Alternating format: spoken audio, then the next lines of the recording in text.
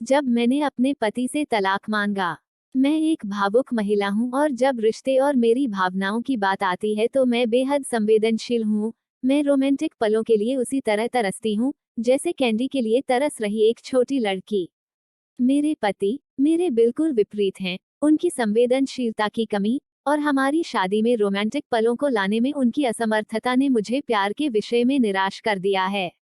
एक दिन मैंने आखिरकार उसे अपने मन की बात बताने का फैसला किया कि मुझे तलाक चाहिए, और मैंने हिम्मत करके उसे बताया। आखिर क्यों? चौंकते हुए उसने पूछा। मैं थक गई हूँ। दुनिया में हर चीज का कोई कारण नहीं होता है। मैंने कहा। वह पूरी रात चुप रहा, हर समय हाथ में एक जलती हुई सिगरेट लिए गहरे विचारों में डूबा रहा।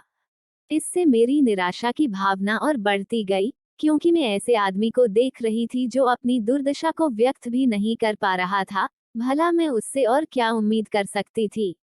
और अंत में उसने मुझसे पूछा, मैं तुम्हारा मन बदलने के लिए क्या कर सकता हूँ? किसी ने सच ही कहा है कि किसी के व्यक्तित्व को बदलना मुश्किल है। मुझे लगता है मेरा उस पर से विश्वास उठना शुरू हो गया है। उसकी आंखों में गहराई से देखते हुए मैंने धीरे से उत्तर दिया, मैं तुम्हें एक सवाल पूछती हूँ। अगर तुम्हारा जवाब मेरे दिल को मना सके तो मैं अपना विचार बदल दूंगी। मान लो मुझे एक पहाड़ की चट्टान पर खिला एक फूल चाहिए, और हम दोनों को ये पता हो कि उस फूल को तोड़ने से तुम्हारी मृत्यु हो जाएगी।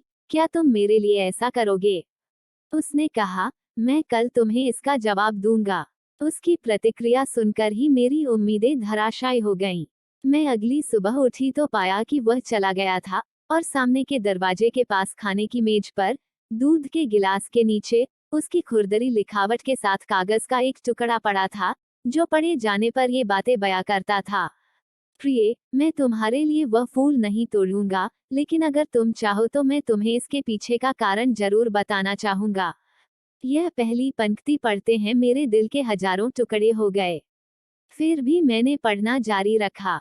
जब तुम कंप्यूटर का इस्तेमाल करती हो तो तुम हमेशा सॉफ्टवेयर प्रोग्राम को गड़बड़ कर देती हो। अंत में तुम स्क्रीन के सामने बैठकर रोती हो।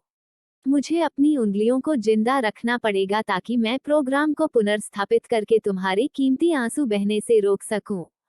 तुम हमेशा घर की चाबियां गुमा देती हो, इसलिए मुझे दरवाजा खोलने के लिए अपने पैरों को जिंदा रखना पड़ेगा ताकि दरवाजा तोड़कर तुम्हें घर के अंदर ले जा सकूं। तुम यात्रा करना पसंद करती हो लेकिन हमेशा एक नई जगह में अपना रास्ता भूल जाती हो। मुझे तुम्हें रास्ता दिखाने के लिए अपनी आंखें जिंदा रखनी पड़ेगी। तुम्हें हमेशा ऐंठन होती है जब भी तुम्हार पीरियड हर महीने आता है। मुझे अपनी हथेलियों को जिंदा रखना है ताकि मैं तुम्हारी पेट की ऐंठन को शांत कर सकूं। तुम्हें घर के अंदर रहना पसंद है, और मुझे पता है कि तुम अंतर्मुखी व्यक्ति हो। तुम्हारी बोरियत को दूर करने के लिए मुझे तुम्हें चुटकुले और कहानियां सुनाने के लिए अपने मुंह को जिंदा रखना है।